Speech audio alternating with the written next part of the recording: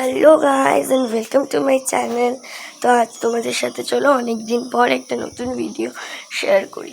যেহেতু এখন আমার স্কুল আছে তাই আমি তোমাদের সাথে বেশি ভিডিও শ্যুট করতে পারছি না।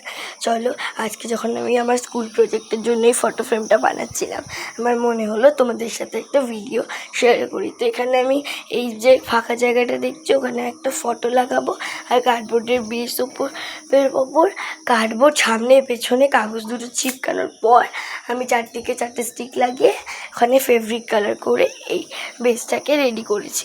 তারপরে আমি এখানে নানা ধরনের ক্লে ফ্লাওয়ার রেডি করেছি। এই দেখো, এই সফট কালারিং ক্লেগুলো দিয়ে আমি করেছি। এই পুচকু পুচকু ক্লেগুলোর প্যাকেটে জানো আরও দুটো টুলসও ছিল। এই দেখো, এবার আমি এটাকে রেডি করা শুরু করব। এবার আমি এখানে কয়েকটা হাইলাইট করে নিচ্ছি এইভাবে green, black, ocean blue, violet colour দিয়ে। এই দেখো এক এক করে সবকটাতেই আমি ছোট্ট ছোট্ট ডিটেলিং করে নিচ্ছি। এখানে আমি প্রত্যেকটাকে এভাবে ডিটেলিং করে নিচ্ছি।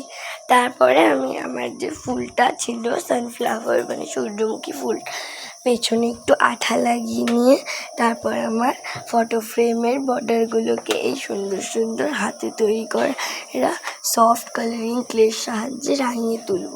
এই দেখো, সূর্যমুখী ফুলটাকে আমি এইখানটাতে এইভাবে চিপকে দেবো। আচ্ছা, তোমাদের একটা সিক্রেট বলি, ক্লের কোনো জিনিসই কোনো বেসে লাগানোর পর ওটাকে একটু হাত দেবে না, একটুখানি শুকোতে রেখে দেবে। বিশেষ করে এরকম সফট ক্লেগুলো যদি থাকে তাহলে একটু রেখে দেবে, কারণ তোমরা যদি ভালোভাবে দেখো তাহলে দেখতে পাচ্ছ যে এইভাবে যখন আমি চিপকানোর চেষ্টা করছিলাম একটু বসিয়ে বসিয়ে দিচ্ছিলাম, ঠিক আছে, পুরো চেপে দিচ্ছিলাম না। এটা আঠা লাগানোর সাথে সাথে শুকায় না। 15 থেকে 10 মিনিট মতো একটুখানি রেখে দাও, 10-15 মিনিট মতো, এটা ঠিক শুকিয়ে যাবে। তো এইরকমভাবে আমি এটাকে রেখে দিচ্ছি। আর আমার এই ক্লেড ফুলগুলো শুকাতে লেগেছে মোটামুটি 6 থেকে 7 ঘন্টা।